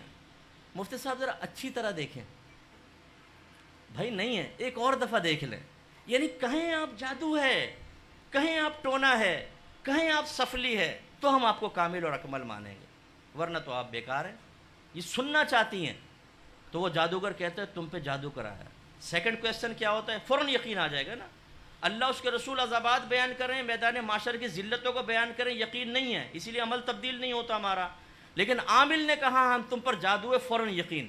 دوسرا کویسچن کس نے کرایا؟ اب وہ عامل ایکوریٹ تو نہیں بتا سکے گا، یہ بھی بڑے تیز ہوتے ہیں، یہ ہم نہیں بتائیں گے، نہیں بتا دیں۔ اچھا یہ بتائیں ددیال سے ننیال سے؟ ددیال سے۔ ددیال سے مرد نے کرایا عورت نے؟ عورت کالی چھوٹے قد کی، پھپھو، بس پتہ چلے جائے پھپھو ہیں، پھپھو کو پتہ ہی نہیں بیچاری کو، اور پھپھو کی اب وہ جڑیں کاٹنا شروع ہو گئیں، وہ عاملین کو پیسے دے کر آ جاتی، تو اس سے بدگمانیاں پیدا ہوتی ہیں۔ اب جو اس طرح کے دعوے بڑے بڑے کر اور اس طرح پھر بدگمانیاں پھیلا کے لوگوں کے گھر برباد کر رہے ہیں، آپ یہ کیوں نہیں کہتے کہ جب تجھے پتہ ہے کہ مجھ پر ایک عورت نے جادو کرایا تو اتنی بات سمجھ سکتا ہے، اب بتا میں ابھی کیا کھا کر آیا ہوں وہ بتا، میری جیب میں کتنا پیسہ ہے یہ بتا ذرا، ابھی نکال کے بتا ذرا۔ انشاءاللہ نہیں بتا سکے گا، غیب کون جانتا ہے، لیکن یہ آپ کو ایسا یقین دلائیں گے کہ غیب ہم جانتے ہیں، اور چونکہ ہم اس فیلڈ کے آدمی ہیں، ہماری مسلمانوں کی ایک بہت، اور خاص طور پہ اہل سنت کی ایک بڑی تعداد اللہ کی طرف سے ایک طرح سے مایوس سی ہو کر ان کے ساتھ امیدیں لگائے بیٹھی ہے۔ اس روش کو تبدیل کرنے کی ضرورت ہے۔ اب وہ یہ میں آپ کو عرض کر رہا تھا کہ اللہ چاہے تو بچے کو بھی بولنے پر قدرت عطا فرمائے، وہ بولا ہے۔ اس کے بعد کیا ہوا؟ تبرکن ہاتھ چوم رہے ہیں، جسم کو بوسے دے رہے ہیں، سرکار نے فرمایا، اور مسح کرنے لگے اس کے تاکہ تبرک حاصل ہو جائے۔ ہمارے نبی جب کسی چیز کو بیان فرمائیں اور اس کا رد نہ کریں تو یاد رکھیں وہ بالکل ہماری شریعت میں بھی طیب اور حلال ہے۔ اس کا مطلب ہے کہ بزرگان دین کے ہاتھ چومنا، ان کے بدن کو اس طرح مس کر کے برکت کے لیے اپنے منہ پہ لگا لینا، ان کی دست بوسی کرنا، ان کے کندھے پہ بوسہ دے لینا، یہ آپ کے نبی نے خود اجازت مرحمت فرمائی ہے۔ تو یہ ایک واقعے سے ذرا درس حاصل کریں۔ ضمناً میں نے کچھ چیزیں ذکر کر دیں، اصل وہی تھا کہ ماں جو ہے، جریج رحمۃ اللہ علیہ نے، بس میں اختتام کی طرف لاتا ہوں، جریج رحمۃ اللہ علیہ نے بدتمیزی کا ارادہ نہیں کیا تھا، لیکن وہ بدتمیزی بن گئی اور ماں نے بد دعا دی اور اللہ تعالیٰ نے اس کو قبول کیا، اگرچہ جریج عابد کو اللہ نے محفوظ بھی رکھا۔ اس لیے اپنے ماں باپ کی قدر کیجیے، یہ یاد رکھیں جتنی آپ خدمت کریں گے اللہ تعالیٰ آپ کو اتنی ہی برکات سے نوازے گا. اور جیسے ہم نے شروع میں کہا یہ بہت بڑا مجاہدہ ہے. یقیناً اب قلت فرصت ہے، تنگی وقت ہے، ایک نوجوان نے کاروبار کے مسئلے، اپنی فیملی بھی لے کے چلنی ہے، دیگر مسائل بھی ہیں، باہر کی اتنی ٹینشنیں ہیں. اب وہ گھر میں آتا ہے، بعض اوقات ماں باپ کے کچھ منفی رویے بھی ہو سکتے ہیں، ان کی بیماریاں ہو سکتی ہیں. اس سے اگر طبیعت میں ناگواری پیدا ہو، یہ ناگواری پیدا ہونا چونکہ ہمارے قدرت و اختیار میں نہیں، اس میں کوئی گرفت نہیں ہے، لیکن اس کیفیت کے ظاہری اثرات ایسے پیدا ہو جانا کہ ماں باپ کی دل آزاری کا سبب بنے، یہ حرام ہے. اس کا مطلب ہے غصہ آیا آپ کو، ناپسند آئی ماں باپ کی بات، آنکھیں بند کر کے برداشت کریں. نہ گھور کر دیکھوں گا، نہ زبان سے بولوں گا، نہ دل میں شکوہ بیدار کروں گا، کوئی نہیں. اور اگر آپ برداشت نہیں کر پا رہے کہ میں ابھی آیا، پیٹ پکڑ کے نکل جائے، امی سمجھے شاید موشن لگ گیا، اور باتھ روم میں جا کے ٹھنڈے پانی سے وضو کریں جلدی سے تاکہ وہ غصہ ختم ہو.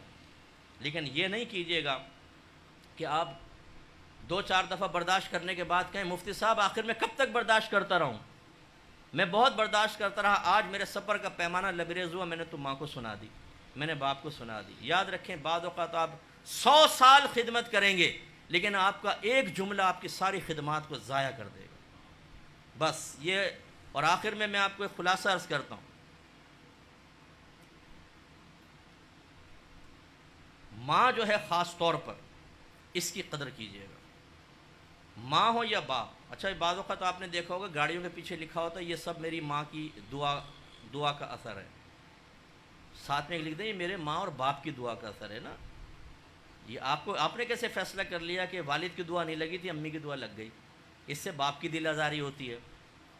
لیکن یہ ضرور ہے کہ ماں کا حق باپ سے زیادہ ہوتا ہے. نبی کریم صلی اللہ علیہ وسلم سے پوچھا کہ سب سے زیادہ مجھ پر کس کا حق ہے؟ فرمایا امک، آپ کی والدہ کا. ثم من، پھر کون؟ پھر فرمایا امک. ثم من، پھر کون؟ فرمایا امک 3 دفعہ. چوتھی مرتبہ فرمایا ابوک، تیرے والد کا. علماء فرماتے ہیں اس کا مطلب ہے کہ ماں کا حق باپ سے 3 گنا زیادہ ہے، لیکن تعظیم والد صاحب کی زیادہ ہوگی کیونکہ وہ ماں پر بھی حاکم ہے. اب تعظیم اور حق میں فرق کیسے ہوگا؟ مثال کے طور پہ آپ تنخواہ تقسیم کرنا چاہتے ہیں دونوں میں، تو ماں کو 3 حصے دیں گے، والد کو 1 حصہ. لیکن اگر دونوں پانی منگوائیں کہ بیٹا پانی پلاؤ، تو پہلے والد کو پلائیں گے پھر والدہ کو پلائیں گے. ٹھیک ہے. دوسری ایک بات جو امپورٹنٹ ہے کہ ماں باپ کی اطاعت ضرور ہوگی، ان کا کہنا مانا جائے گا، دل آزاری سے بچیں. لیکن اگر وہ خدا نہ خواستہ آپ کو اللہ کی نافرمانی میں مبتلا ہونے کا حکم دیں، اس میں اطاعت نہیں کی جائے گی. بعض ماں باپ ہم نے دیکھے ہیں بچہ داڑھی رکھنے لگے، ابھی داڑھی نہیں رکھو، ابھی تم جوان ہو. گویا کہ وہ ہمیں اپنے عمل سے درس دیتے ہیں کہ بیٹا جب تمہارے ہاتھ لرزنے لگ جائیں اس وقت داڑھی رکھی جاتی ہے، جوانی میں کوئی رکھی جاتی. غلط طریقہ کار ہے. جیسے ہی بالغ ہوئے شرعی احکام کے مکلف ہو گئے.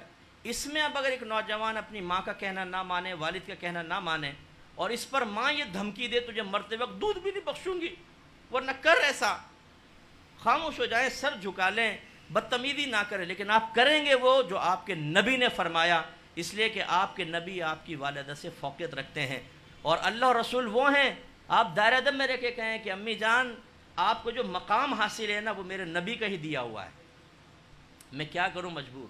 پیار محبت سے اس میں اطاعت نہیں قبول کی جائے گی. ایسی بعض مائیں بچیوں کو کہتی ہیں تم برقع نہیں پہنو. شادیوں میں مکس گیدرنگ ہے لیکن وہ کہتی ہیں تم میک اپ کر کے جاؤ، کیونکہ وہ مقام ہوتا ہے دلہن کی تلاش کرنے کا. یہ آپ لوگوں کو تو نہیں پتہ، یہ عورتوں کے سیکرٹس میں آپ کو بتا رہا ہوں. جوان بچیوں کو لے کے جاتے ہیں جان بوجھ کے میک اپ کر کے لے کے جاؤ، شاید کسی کی نگاہ پڑے، اچھا رشتہ مل جائے. اب وہ وہاں پہ ویٹر بھی آ رہے ہیں، وہاں پہ کزنز آ رہے ہیں، وہاں پہ مرد آ رہے جا رہے ہیں، اور آپ کہہ رہے ہیں اپنی بچی کو کہ تم دعوت نظارہ بن جاؤ. یہ مسٹیک ہے. جس کی شادی جس کے ساتھ مقرر ہے پوری دنیا ایک طرف ہو کر اس کو روکنے کی کوشش کرے نہیں روک سکتی، اس سے ہی شادی ہوگی. عقیدہ مضبوط ہونا چاہیے. ہم بعض اوقات بچوں کی شادیوں کے چکر میں ناجائز طریقے اختیار کرتے ہیں، لہٰذا اس بچی کو اس وقت ماں کی اطاعت قبول نہیں کرنی ہوگی. زیادہ چلیں یہ کر لے بچی برقع نہیں پہنے، ماں نے کہا ایک چادر لے لے بڑی نا، عورتیں ہیں تو چادر اس طرح کھول کے رکھے، چلو ماں کی بھی خواہش پوری ہو گئی. اور کوئی مرد آ رہا ہے تو فوراً چادر کو یوں کرے، اپنے آپ کو کورڈ کرے، چھپائے، اور ماں اس میں بھی کہے کہ بڑی ملانی بن رہی ہے اتار چادر. نہیں، کہنا نہ مانے امی نہیں. اللہ رسول پہلے، مرنے کے بعد اللہ رسول کے سامنے پہنچ کر سب معاملات ہوں گے، سرکار شفاعت کریں گے، اللہ تعالیٰ جنت یا دوزخ کا فیصلہ فرمانے والا ہے، ماں باپ نہیں ہے، اس لیے نافرمانی میں اطاعت نہیں ہوگی۔ معذرت کے ساتھ بعض باپ اپنی اولاد کو کہتے ہیں بیٹا حرام کماؤ، ایک ناجائز کاروبار باپ کر رہا ہوتا ہے، وہ اولاد کو کہتا ہے میرے ساتھ اس کاروبار میں شریک ہو اور جو میں تمہیں کہہ رہا ہوں اس طریقے سے کاروبار کرو۔ بیٹا کہتا ہے ابو یہ حرام ہے، وہ کہتا ہے تیرے جتنے عیش ہیں نا وہ اسی حرام پیسے سے ہو رہے ہیں، تیرے باپ نے تجھے دیکھ گاڑی دلوائی، یہ کیا وہ کیا، بیٹا آج حلال میں گزارا نہیں ہوتا، اب تھوڑا بہت اوپر نیچے کرنا پڑتا ہے، ساری دنیا حرام کھا رہی ہے۔ یہ والد صاحب کا درس ہے اپنی اولاد کے لیے، گویا کہ ایک باپ نادانستہ طور پہ اپنے بچوں کو خود جہنم کا راستہ دکھا رہا ہے کہ بیٹا چھوڑ دو جنت، تمہارے والد نے جو راستہ اختیار کیا تمہیں بھی اس راستے کو اختیار کرنا ہے۔ مجھے دیکھو، خالو کو دیکھو، ماموں کو دیکھو، چچا کو دیکھو، تایا کو دیکھو، ایک سے ایک بڑھ کر حرام کھانے والا، تو بیٹا تو اس روش سے کیسے ہٹ سکتا ہے؟ تو بھی ہماری جنس کا ہے، مجبور کر کے بچوں کو حرام کموایا جاتا ہے۔ ایسے میں بچے کو بالکل بغاوت کرنی ہوگی، لیکن دائرہ ادب میں رہ کر، میں یہ نہیں کر سکتا، مجھے حلال جگہ پہ بٹھا دیں، جائز کام دے دیں، تنخواہ چاہے میری کم رکھ دیں، میں وہ کروں گا، میں حرام کام میں تعاون نہیں کر سکتا ہوں، چاہے کتنی آزمائشیں آئیں۔ رزق دینے والی اللہ کی ذات ہے، وَمَا مِن دَابَّةٍ فِي الْأَرْضِ إِلَّا عَلَى اللَّهِ رِزْقُهَا، زمین پہ چلنے والا کوئی جاندار ایسا نہیں جس کا رزق اللہ کے ذمہ کرم پر نہ ہو۔ ہمارے والدین ایک وسیلہ اور ذریعہ ضرور بنتے ہیں ہمیں کھلانے پلانے کا، لیکن رازق ہمارا رب ہے، اس لیے حرام میں تعاون نہیں ہوگا چاہے والدین ناراض ہو جائیں۔ آخری بات بس پھر اس پہ ختم کرتا ہوں، بعض اوقات ماں باپ میں ہو جاتا ہے جھگڑا۔ اب بعض بچے ایسے ہوتے ہیں جو والد صاحب سے زیادہ اٹیچ ہوتے ہیں، وہ اس جذباتی وابستگی کی وجہ سے ماں سے اینٹی ہو جاتے ہیں، اور عمومی طور پر ماں کی طرف بچے زیادہ مائل ہوتے ہیں کیونکہ والد صاحب باہر چلے جاتے ہیں، بچے ان کے ساتھ رہتے ہیں، اور ماں جب روتی ہے، کیونکہ عورتوں کے آنسو تو ماشاءاللہ چاہے وہ ماں کی شکل میں ہو، بہن کی ہو، بیوی کے ہو، 2 منٹ میں نکلتے ہیں۔ یہاں دریا بہہ رہے ہیں، دریا، بس یہ ہاتھ مارا یہاں سے یہ نکلتا ہے پانی جاری، ڈیم بند جس کو ڈیم کہتے ہیں نا وہ۔ اور جب عورت روتی ہے اور خصوصاً ماں، تو آدمی ایموشنلی بلیک میل ہو جاتا ہے۔ پھر بعض مائیں تو یہ کہتی ہوئی نظر آئی ہیں کیا فائدہ تیری جوانی کا، تجھے پال پوس کے اس لیے جوان کیا تھا، یعنی وہ پیغام دے رہی ہیں بیٹا اس لیے جوان کیا تھا کہ جب تیرا باپ بڑھاپے میں مجھ پہ حملہ کرنے لگے تو بیچ میں آگے ہاتھ پکڑو۔ اعلیٰ حضرت امام علیہ سنت نے ارشاد فرمایا کہ ماں باپ میں اگر باہم جھگڑا ہو جائے اور بچوں کو کسی ایک کی طرفداری کرنے کی بالکل اجازت نہیں ہے، نیوٹرل رہیں، وہ میاں بیوی ہیں، جو زیادتی کرے گا اللہ تعالیٰ میدان محشر میں ان کا خود حساب و کتاب دیکھے گا۔ لہٰذا فرمایا اگر کوئی ماں کی طرفداری میں باپ سے بدتمیزی کرے یا باپ کی طرفداری میں ماں سے بدتمیزی کرے تو فرمایا یہ تمہارے جنت کے دروازے یا جہنم کے دروازے، جہنم میں چلا جائے گا۔ اس لیے اگر ماں باپ فرض کر لیں، والد صاحب فرض کر لیں کوئی ظالم ہے، مارتے ماں کو، یہ لکھا ہے کہ اگر باپ مارے تو والدہ کو کور کر لیں، ٹھیک ہے نا، اور اپنی پیٹھ پر باپ کے گھوسے مکے کھا لے، ماں کو نہ پٹنے دے، ماں کمزور ہے۔ یہ نہیں کر سکتا کہ بیچ میں آ کے باپ کا ہاتھ پکڑ لے اور سینہ چوڑا کر کے کھڑا ہو جائے اور باپ کو اس کی کمزوری کا احساس دلائے، سیدھا جہنم میں جائے گا۔ اور یہ عمومی طور پر ایسا نہیں ہوتا ہے، سیپریشن ہوتی ہے نا تو عورت بچے لے جاتی ہے اور پھر ساری زندگی باپ کے خلاف زہر بھرتے رہتے ہیں، تمہارا باپ ایسا تھا، تمہارا باپ ایسا تھا، تمہارا باپ ایسا تھا، نانا بھی کر رہا ہے، نانی بھی کر رہی ہیں، خالائیں، ماموں، سارے بچوں کو فیڈ کرتے ہیں کہیں باپ کی طرف نہ چلے جائیں۔ یاد رکھیں یہ بچے کو جہنمی بنا رہے ہیں، تباہ کر رہے ہیں، اس کی آخرت برباد کر رہے ہیں، کیونکہ میں نے اپنی آنکھوں سے دیکھا ہے یہ بچے اتنے باپ سے اینٹی ہو چکے ہوتے ہیں، غصہ بھرا ہوتا ہے کہ باپ سامنے آ جائے تو مارنے کے لیے تیار ہو جاتے ہیں، دھکے دے کے نکال دیتے ہیں، باپ کے سامنے کھڑے ہو جاتے ہیں، مار کے دکھاؤ ہمیں تم نے ماں پہ ظلم کیا، اب ہمیں مار کے بتاؤ۔ باپ ڈر کے سہم کے نکل جاتا ہے، یہ سمجھتے ہیں ہم نے حق وفا ادا کر دیا۔ او بھائی باپ کا حق تھا تمہارے اوپر، تم نے ان کو اس کی دل آزاری کر کے جہنم کا راستہ طے کیا، اور افسوس کی بات ہے اس کو جہنم تک کون پہنچا رہا ہے؟ ماں، خالہ، ماموں، نانا، نانی، یہ نازک رشتے اپنے بچوں کو جہنم میں پہنچا رہے ہیں۔ جہالت اتنی خطرناک چیز ہے کہ یہ تباہ کر دیتی ہے۔ ہم علم کی طرف تو نہیں آتے، ہم جیسا آدمی بار بار علم کی باتیں کرتا ہے تو ہم کہتے ہیں جی مفتی صاحب کہتے رہتے ہیں یار قرآن پڑھا ہوا ہے، حدیث پڑھی ہوئی ہے. ارے بھائی اتنے گناہ ہو رہے ہیں ہمارے گھروں کے اندر، آپ دین پڑھ کر تو دیکھیں.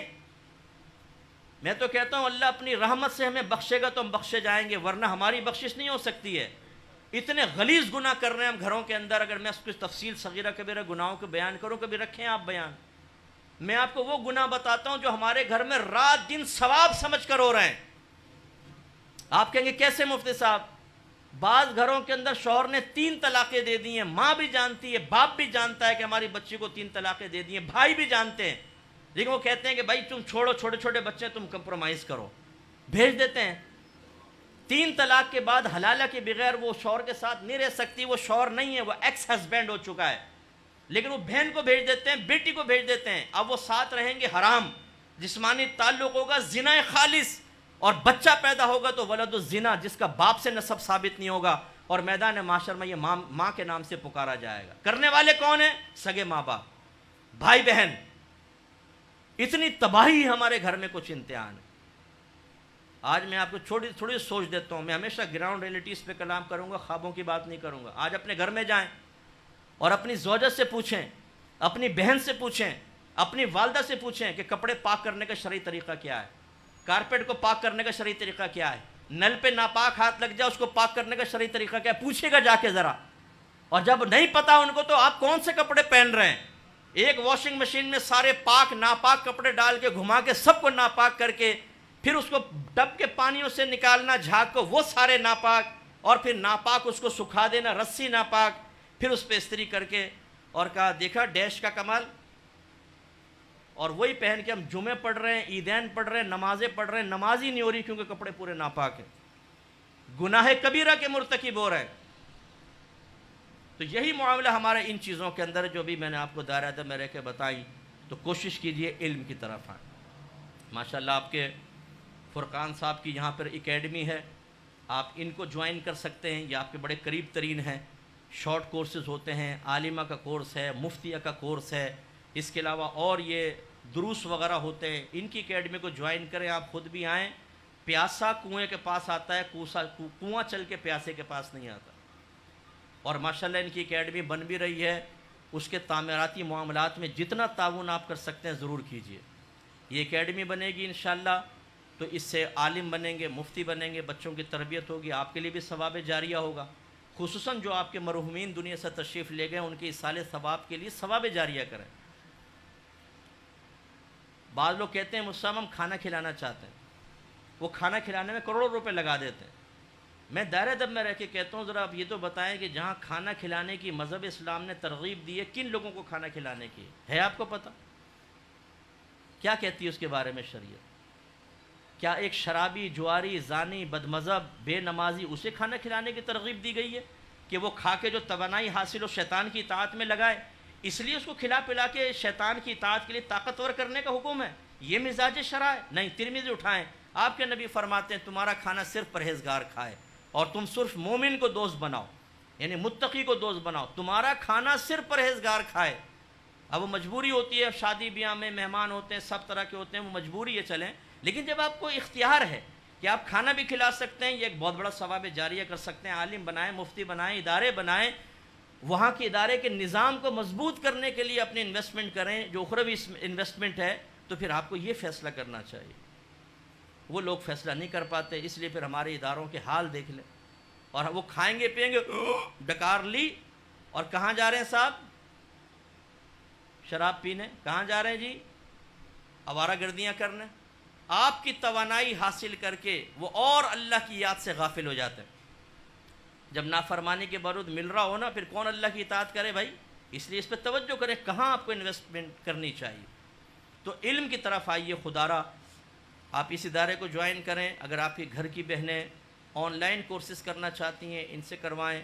اگر فرض کر لیں کہ کوئی ایسا آپ کو کہیں پر بھی کوئی ایسی سہولت نہ ملے، آپ میرا نمبر لے لیں، آن لائن پڑھوائیں. پوری دنیا سے ماشاءاللہ خواتین ہماری جو اکیڈمی سے فارغ شدہ فیمیل ٹیچرز ہیں ان سے پڑھ رہی ہیں. میل ٹیچر ہمارے پڑھاتے ہیں، ہمارے تربیت یافتہ ہیں، ہمارے ٹیچنگ میتھڈ کے ساتھ بہت سینکڑوں کی تعداد میں لوگ علم دین سیکھ رہے ہیں. اگر آپ نہیں سیکھیں گے آپ کے گھر میں گناہ ہوتا رہے گا، اور جب انسان کو پتہ نہیں ہوتا کہ میں گناہ کر رہا ہوں، اس کی سب سے بڑی مصیبت یہ ہوتی ہے کہ اس کو توبہ کی توفیق نہیں ملتی۔ آپ کو پتہ ہوگا گناہ تبھی تو توبہ کریں گے، جب پتہ ہی نہیں ہوگا تو۔